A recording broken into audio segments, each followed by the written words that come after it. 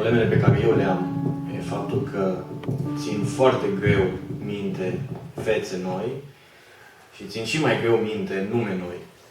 Însă, cu toată problema aceasta pe care o am, știu că sunteți în seara aceasta unii dintre dumneavoastră care astăzi de dimineață n-ați fost. Așa că țin să ne mai prezentăm încă o dată, pentru ca să știți cine suntem și de ce suntem în fața dumneavoastră, cu ce ocazie am venit aici, de unde am venit și de ce am venit. Așa că începem de la fete și apoi termin cu mine.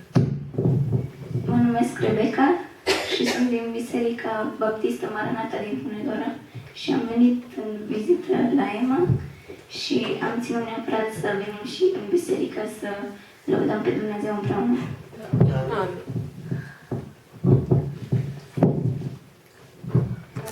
Sunt Cornelia, din Biserica Baptistă numărul 1 Betel. Sunt pe vizită tot la Emma și mă bucur să fiu împreună cu voi la slujire. Aceia sunt Ștefi, sunt din Hunedoara, din biserică cu Becky și cu Emi. Emma, de când a fost în misiune în Bulgaria, Emma ne-a invitat să venim la CC-ul, să venim la ea la biserică, dar ne-a demerit cu un suc foarte bun de mere. Sucul se arăta a fi foarte bun, dar mai bun decât atât este părtășia pe care am avut-o cât de dimineață și pe care o avem și acum. Ideea principală la fiecare a fost că suntem prieteni cu Emma și că ne place sucul. Eu mă numesc Emi Ciupe, sunt din biserică cu Beche și cu Ștefi și sunt la 3 la teologie pastorală la Universitatea Emanuel din Oradea. Cine suntem?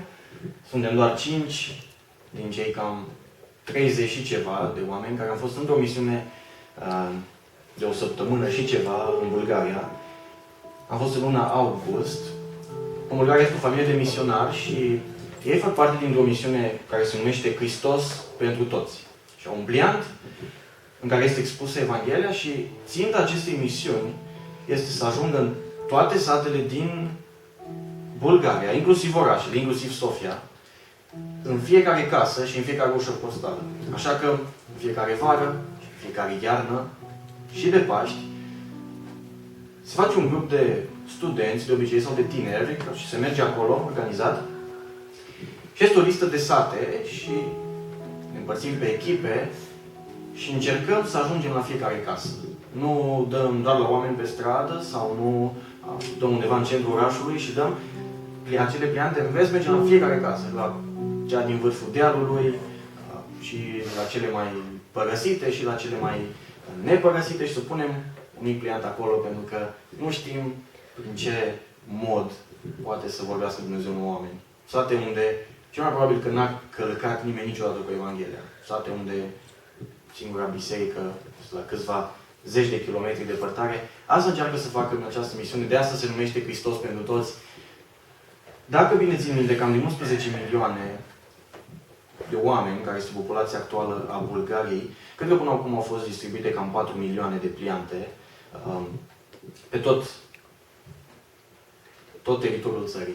Așa că mai este mult de muncă. Noi am încercat să ajutăm acum vara, am făcut câteva mii de pliante bune toți.